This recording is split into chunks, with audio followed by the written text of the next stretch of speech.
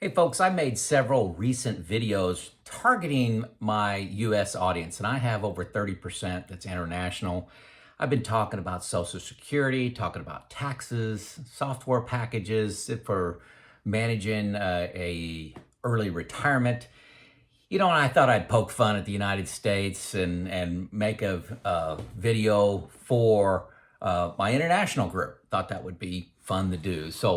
Um, the title of this video is, truths and falsehoods about Americans. What people think they believe that is true, what people think that is false. Um, I just thought I'd have fun with that. So I've traveled quite a bit internationally. I love learning new cultures, people, history, nature. I traveled a lot for work, and I've traveled a lot just for vacations, holidays, as my international people like to call it. So, Norway, Spain, Portugal, France, Italy, Germany, Iceland, Saudi Arabia, Brazil, Australia, Canada, Mexico. That's 12 in all. I know that a lot of people have been to more countries. If you've been to more countries than 12, hey, let me know in the comments. Yeah, whatever. How many countries you've been to, leave it in the comments. That'd be fun. Say, I'm from this country, I'm from this city. How many countries you've been to. I'd love to learn that. Believe you become more well-rounded and open as an individual to different thoughts and different ways of doing things when you travel internationally. I know I've grown as a person because of that. That said, there's still a lot of false beliefs out there, stereotypes, and some truths I want to shine some light on. So, all in the spirit of fun. And these are my firsthand experiences. These are not statistical. This is not something you're going to find on Wikipedia. Just in my travels, 58 years, what have I seen? So, 7 truths and 7 things that I want to try to convince you that are false. Okay, let's start with the truths. Americans are overweight.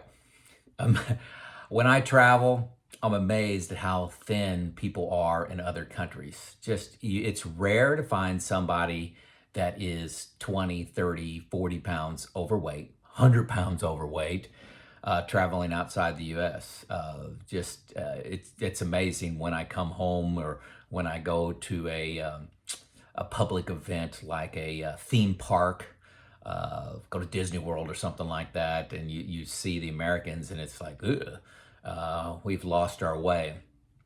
An example that, just a funny experience, we had a foreign exchange student stay with my wife and I for a whole year. This person, female, gained 35 pounds living with us for that year.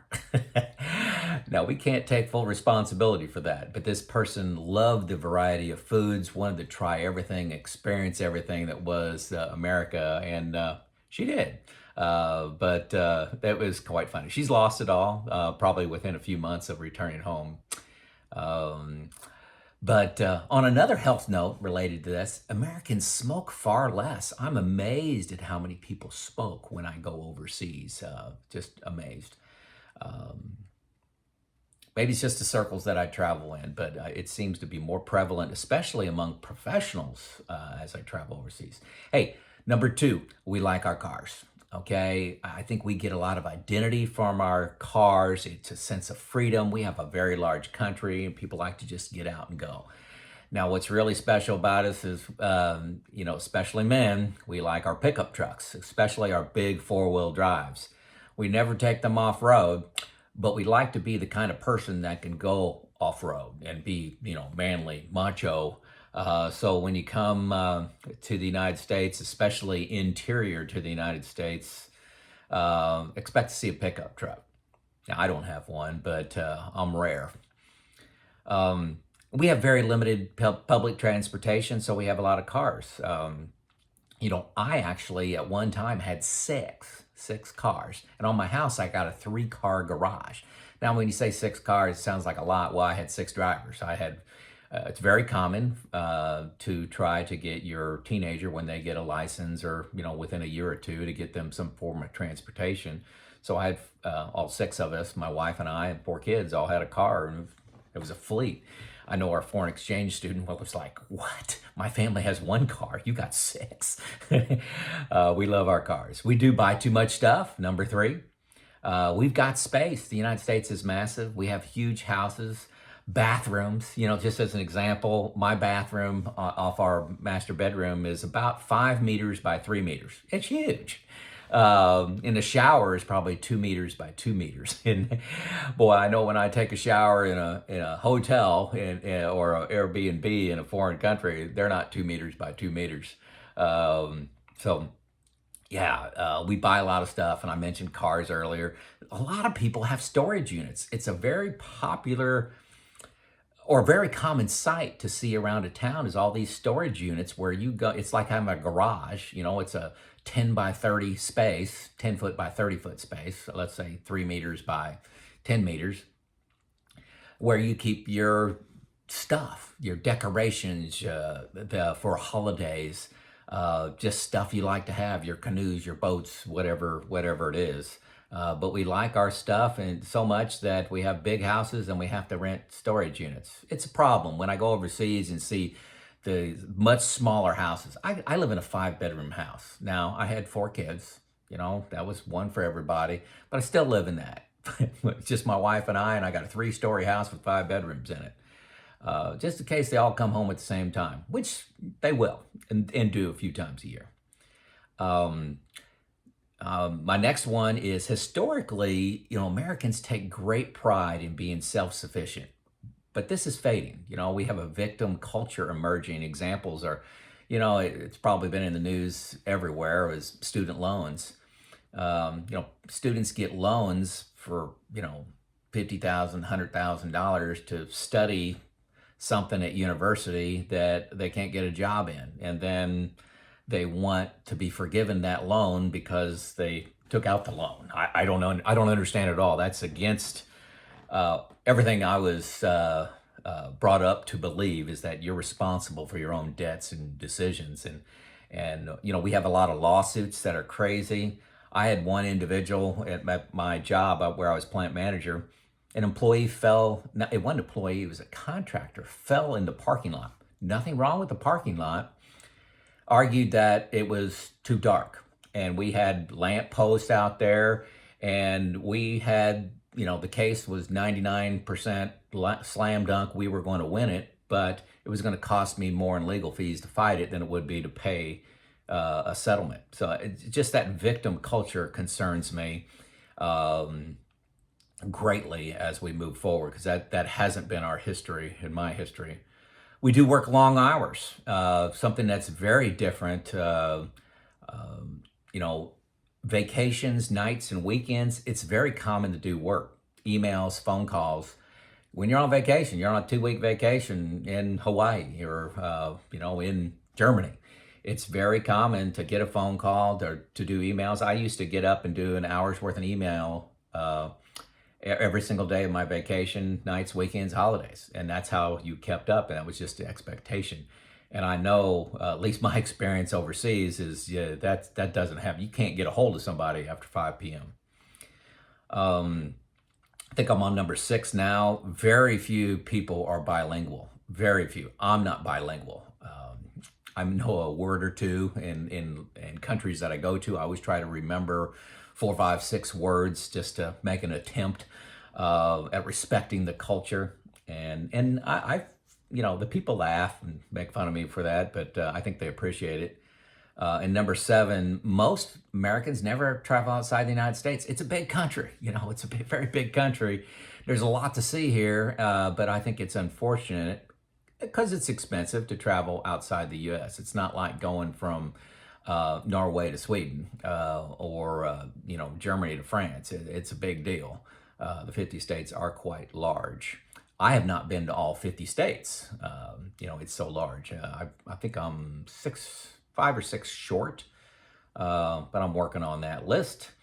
So 7 things that many non-Americans believe that I believe or I see as false. So things that you believe that are false.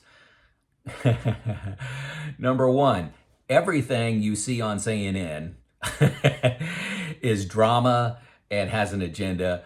good chance it's extrapolated greatly, overstated greatly. Assume it's false, okay? I never watch CNN because it's just it the slant on it, the emotion of it, and the facts are not there. They're not backed up. So if you're watching CNN and you're getting your opinion of America from CNN, most of us in the United States do not do that. That's an entertainment show. Okay, it's all about sponsors and getting people to watch. If it bleeds, it leads. You've heard that about newspapers, but think about what they're doing. They're competing with YouTube, TikTok, Instagram, and Twitter, and for everybody's attention span. So hey, talk about high drama things that keep people looking on their channel. The media aggressively tries to show division. I don't see that division in everyday life at all. Hey, we got the division between the Republicans and the Democrats, and there's going to be a civil war. I don't know if you've heard that. No, there is division of thought. But, I think most Americans, when you sit them down, we agree on 95% of things, 95%. But the media drives in to that 5% and drives a wedge into it, starts an argument, gives everybody a baseball bat and a gun, and says, oh, have at it, and then we'll videotape that. 99% of the stories out there are good people doing great things. The media reports on the 1%. That's just, so the media in the United States is very misleading, if you're getting your information for there. And not everyone is loud. Not every American is loud, rude, and arrogant. Just those who you see on TV. Now, I am loud. People accuse me of being loud. Next, number 2 is I do not know Brad Pitt nor Jennifer Lopez. I have been asked this question. I was on a train to go to downtown Perth in Western Australia, and people asked me about all the movie stars that I've seen. I live in Indiana. I'm 2,500 miles from LA. 1,000 miles from New York City. Maybe 500 miles from Chicago, and 1,000 miles from probably 1,500 miles from Miami. I don't run into movie stars. I never met a movie star. Everyone does not live in LA, Miami, New York, and Chicago. Everybody does not live there. So if you're watching these television shows like Miami Vice, maybe that's dating me, just these shows that happen and you think that's life, it's not. And that's not the life of every American, which I think is quite funny. Number 3, everyone in the United States does not own a gun. Shocking. You will not get shot if you break a traffic law or cut somebody off in traffic. On the same train trip in Perth, Western Australia, I had somebody just fascinated with the United States. They wanted to come to the United States, but they were afraid of being shot. Literally, they told me they were afraid of being shot. They don't want to accidentally park in the wrong space, drive the wrong speed, miss a stop sign, and get in a gunfight. I'm 58 years old. I have not been involved in a gunfight. I have never seen a gunfight. I do not know anybody that has been in a gunfight. Okay. That's only 58 years of experience. So I do own a shotgun. That's for home defense. I do some trap shooting with that, where I shoot a little clay disc just to get experience in handling a gun. But, I just have that for home defense. That's pretty common in the U.S. to have some sort of home defense because, if there is an intruder or something bad going down, the police, they're not going to be there within seconds. It usually takes a couple minutes. So on to the police, but I'm on number 4 here. 99.9% of police officers are heroes, okay? Again, the media focuses on the 0.1% that in the 2 milliseconds of a reaction, they did something wrong. somebody, they do some, make some wrong decision. I challenge you to put yourself in that instantaneous decision where your life is on the line. But the police force is highly respected in this country. But if you listen to the media, you'd say, "Oh boy, they're about to fall apart." But that again is driven by agendas and if it bleeds, it leads kind of stuff. Okay, the next thing is false. Is we don't have any medical care. We don't have any medical care, especially for the poor. No, we don't have nationalized health care that's funded by very high taxes that most other countries pay. I like how we have choices. Okay, now there is a safety net. If you have no income or very low income, we have something called Medicaid. If you have moderate income, we have subsidized health care. It's called the Affordable Care Act. Most of the people have employee-sponsored medical. I love this. It gives you choices. Do you want to pay, a high premium amount, high monthly fee and have everything covered? Or do you want to pay a low monthly fee and then you may have a deductible of $2,000, $3,000, even $10,000 and have a very low premium because you're healthy and you rarely go to the doctor? I love this. I love that I have choices to shop around, but it does take discipline and thinking, okay, to say, and to be a consumer and say, I want to pay for this. It's not one size fits all. I love that. Okay. We have no pensions. I think, what am I on? 1, 2, 3, 4, 5, 6. This is number 6. Okay. Number 6 under things that are false. Boy, you guys don't have pensions. Nobody can retire in the United States. You don't have the government taking care of you. I'd hate to be in your situation. I've heard this a lot on this channel. Pensions have historically been through your employer. A lot of people work for the government. It's a government pension. If you work for, a teacher, or I worked as an engineer or manager, I worked for, my pension would have been through my company. Okay, but the trend is away from that and going to tax-advantaged savings. You may have heard of 401k, IRAs, Roth IRAs. I don't want to go into all those, but these are ways to save with some tax advantages to saving. A lot of company contributions to this, and I greatly prefer this. The amount of money that you can save in these with these programs is enormous and gives you control. That's why I retired at the age of 54.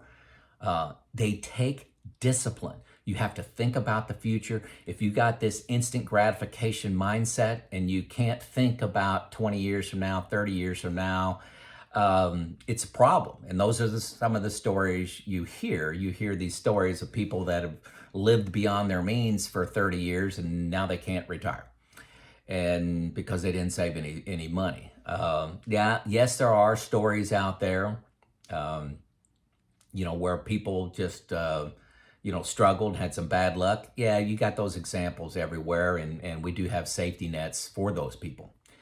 But I greatly prefer our system of saving by myself, tax advantage, company contributions to my retirement, but not in the form of a pension, in form of cash that I can invest however I want. Okay. Social Security is something you probably heard of. It's, nearly everyone gets it. You can start receiving it at age 62. You can delay it to 70, and you get 8% a year, roughly, round numbers, for delaying it. So I get 8% more if I take it at 63, and 8% more than that if I take it at 64. So it makes it worth your while to delay. 8% fixed return is pretty darn good, and that's adjusted for inflation. It's a great tool. It's meant to cover 40 to 50% of your working expenses. But think about it. That may not sound high, but if you've done things right, you have a paid off house, your kids are gone, you got a lot of the stuff in your house already, you're not saving anymore, you can live on that. Now, it's not going to be an epic retirement living on your Social Security, but it can cover the vast majority of your just expenses if you managed your life well at all and didn't have bad luck, I'll say that. But the balance comes from your savings. Your epic retirement, your travel, your fun stuff all comes from your savings, which, if you're thinking long term, that's pretty easy to do. Okay, so Social Security is a great program out there. So underneath this umbrella of pensions, there's a lot on you. It's not big daddy government is going to take care of you. It's here's some tools, choose the ones you want, take the risk you want, save what you want, and you can reap what you sow. I love it. It's kind of an American thing is I like to take care of myself and have a little distrust for government. The last one, 7, and I chose to add this one. Nearly everyone loves foreign travelers. When you come to our country, don't think that, oh boy, you're a second-class citizen. I love talking to people that are from foreign countries. I'm fascinated with their stories, their culture, what's different in their culture, what's from what they see in the United States. And, it's all what you get used to. I love being from the United States, but I'm telling you, I'm just fascinated when I travel. I love to travel. Yes, there are some awkward culture clashes sometimes, like Christmas. Christmas is coming up here and not everybody celebrates Christmas and it's a little bit awkward, but that's an opportunity to learn. Okay, do you have any end of the year festival or celebrations? What do you do? And there's things, that are just different. I know in Saudi Arabia, the role of women was interesting. I tried not to judge, but tried to understand. And I remember a quote, one of the guys that was hosting me at this big plant, he had 2 wives. And I said, what's it like having 2 wives? I said, just, personally, off the record, what's it like having 2 wives? And he goes, not as good as you'd think, Joe. I thought that was a very cool answer. So anyway, there's my list of 7 things that are true, 7 things that I think are false that people believe about Americans. Let me know where you're from. Let me know how many countries you've traveled to. And, if you find anything that is true or false about the United States or a belief that you got, hey, let me know in the comments. I really try hard to respond to everyone. This is Joe out.